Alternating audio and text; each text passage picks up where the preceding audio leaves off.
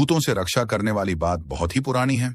उस समय ग्रामीण लोग अधिकतर एक जगह से दूसरी जगह जाने के लिए बैलगाड़ी आदि का उपयोग करते थे। कोई भी शुभ त्योहार हो या कोई प्रयोजन, बड़ा से बड़ा मेला जगह जगह लगता था और मेला जाने के लिए लोग लगभग 10 से 15 दिन पहले से ही तैयारी शुरू कर देते थे। कुछ लोग पैदल ही गोल बनाकर रात को खा पी कर निकल जाते थे और सुबह होते होते मेले की जगह पर पहुंच जाते थे। कुछ लोग बैलगाड़ी आदि नांद कर निकल जाते थे। लोग मेला करने कभी कभी पैदल ही 10 से 12 कोस तक चले जाते थे और उधर से कुड़ी, खेतों में सिंचाई के काम आने वाला बर्तन जिसमें रस्सी बांधकर कुएं, तालाब आदि से पानी निकाला जाता है आदि खेती किसानी के सामान के साथ ही पहुंसुल, लोढ़ा आदि भी खरीदते थे और साथ ही ओसौनी के साथ ही बांस की बनी अन्य चीजें। हर परिवार अपने परिवार के छोटे बच्चों के लिए लकड़ी के बने खिलौने और तिपहिया गाड़ी खरीदना नहीं भूलता था। ऐसा नहीं है कि मेले आज नहीं लगते, पर आज के मेले पर आधुनिकता पूरी तरह से हावी हो गया है और साथ ही ये पारंपरिकता से बहुत ही दूर हो गए। पर उस समय के मेलों की अपनी खासियत होती थी। लोग कुछ विशेष चीजों को खरीदने के लिए किसी विशेष जगह पर लगने वाले मेले का इंतजार करते थे। भूत की पूरी कहानी शुरू करने से पहले मुझे एक छोटा भूत ही रोचक किस्सा याद आ रहा है और उसे यहां सुनाना जरूरी समझता हूं।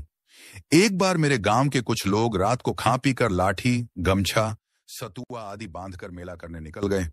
उन्हें लगभग 7 से 8 कोस दूर जाना था। रात का समय और आकाश चांदनी से चकाचौंध। कुछ खेत सरसों के पीले फूल से लद गए थे और प्रकृति की शोभा में 4 चांद लगा रहे थे। मेरे गांव के लोग तेजी से घुरहुरिया रास्ते, मेढ़ों आदि से होकर तेजी से गाते हुए, बतियाते हुए बढ़े चले जा रहे थे। रास्ते में एक गढ़ई पड़ी। वे लोग गढ़ई पार किए, पर क्या देखते हैं कि घूम फिर कर फिर से ही गढ़ई पर ही आ जाते थे। जब 2-3 बार उनके साथ यह घटना घटी तो उन लोगों को आभास हुआ कि उन्हें भुलौना भूत ही भुलवा रहा है।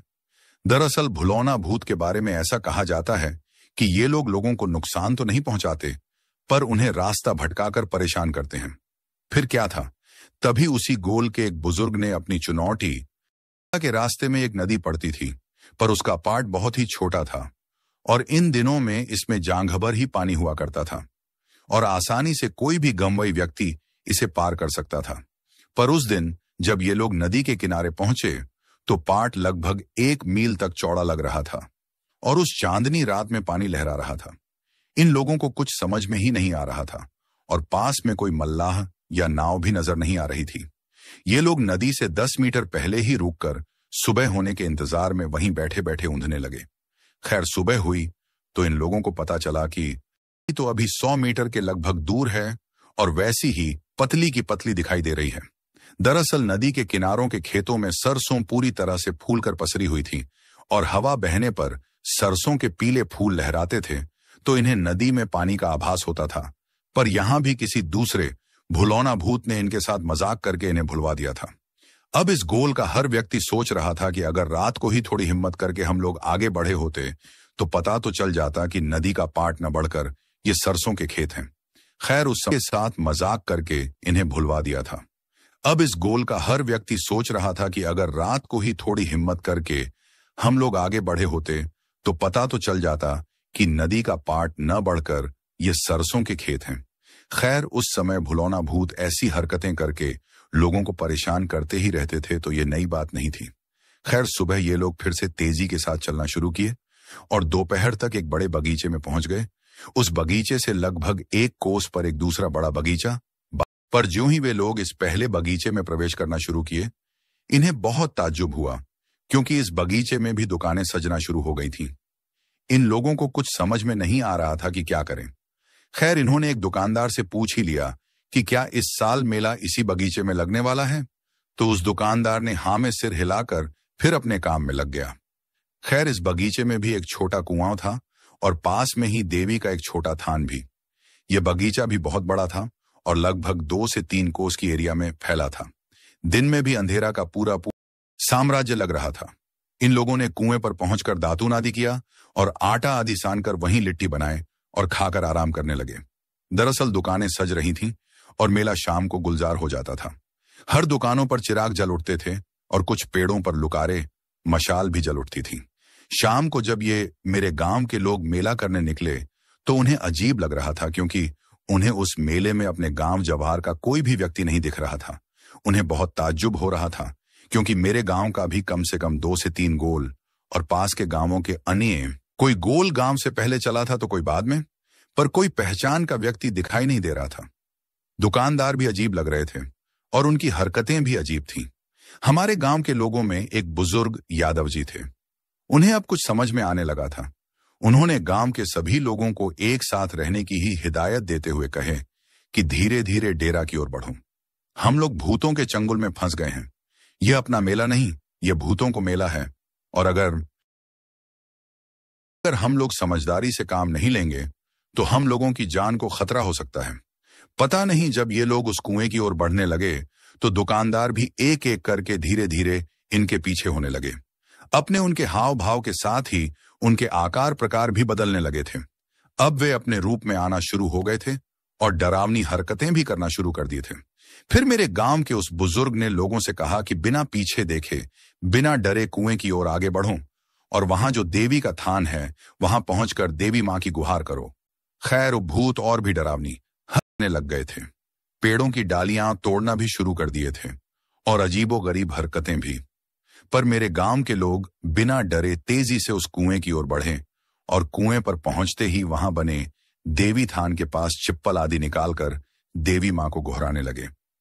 उस बगीचे में एक अजीब ही भयावह स्थिति पैदा हो गई थी। अंधेरा पूरी तरह से छा गया था और पेड़ों की डालियां तेजी से आपस में टकरा रही थीं। मेरे गांव के लोग अब हाथ जोड़कर उस देवी थान पर झुक गए थे। सबकी आंखें बंद थीं और वे बस देवी मां से अपनी जान की भीख मांग रहे थे। पास में एकत्र हो गए थे, पर कोई स्थान के पास आने की कोशिश नहीं कर रहा था, पर दूर से इन लोगों को डराने में लगे थे। एकाएक एक तेज आंधी उठी। ऐसा लगा कि पूरे बगीचे में भूचाल आ गया। कुछ पेड़ों की डालियां तेजी से आवाज करते हुए टूटकर गिर गईं और देखते ही देखते मेरे गांव वालों के कान में किसी महिला की सुमधुर आवाज गूंजायमान हुई। उठो, यहां पड़े पड़े क्या कर रहे हो? मेला तो उस बगीचे में लगा है। मैं भी उसी बगीचे में चली गई थी। इसके बाद मेरे गांव वालों के जान में जान आई। अब बगीचे में हुई थी, पर उन्हें कोई दिखाई नहीं दे रहा था। फिर एक अद्भुत रोशनी प्रकट हुई। रोशनी के प्रकट होते ही मेरे गांव के बुजुर्ग ने कहा कि अपना सामान समेटे और बिना देर किए इस रोशनी के पीछे पीछे निकल पड़ो। फिर मेरे गांव के लोगों ने अपना सामान समेटा और उस रोशनी के पीछे पीछे हो लिए। जब वे लोग मेले वाले बगीचे के पास पहुंचे तो वह रोशनी गायब हो गई। अब मेरे गांव के लोग राहत की सांस ले रहे थे, क्योंकि लगभग काफी रात भी हो चुकी थी और इस बगीचे में मेला भी परवान चढ़ चुका था। ज्यों ही हमारे गांव का यह गोल मेले में यह मेला महीनों चलता था। खैर, दूसरे दिन सुबह मेरे गांव के उस बुजुर्ग गांव वालों के साथ मेला के आयोजकों के पास पहुंचे और उन्हें रात की घटना बताई। मेला के आयोजकों ने कहा कि हम लोग मेला का आयोजन इसी से तो उस बगीचे में नहीं करते, क्योंकि उस बगीचे में बहुत सारे भूतों का डेरा है। दिन में भी उस बगीचे में अकेले कोई जाना नहीं चाहता है। उस बगीचे के भूत काफी लोगों को परेशान किए हैं। फिर मेरे गांव के उस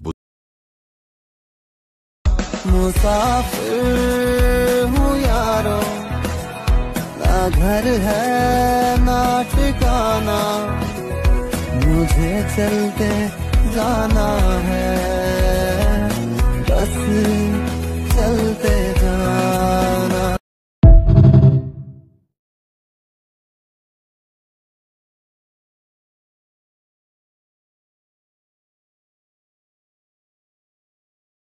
कहानी किसी न किसी सुनी हुई घटना से प्रेरित होती है। जय माता दी। समाप्त। मां के लिए एक सब्सक्राइब कर दो।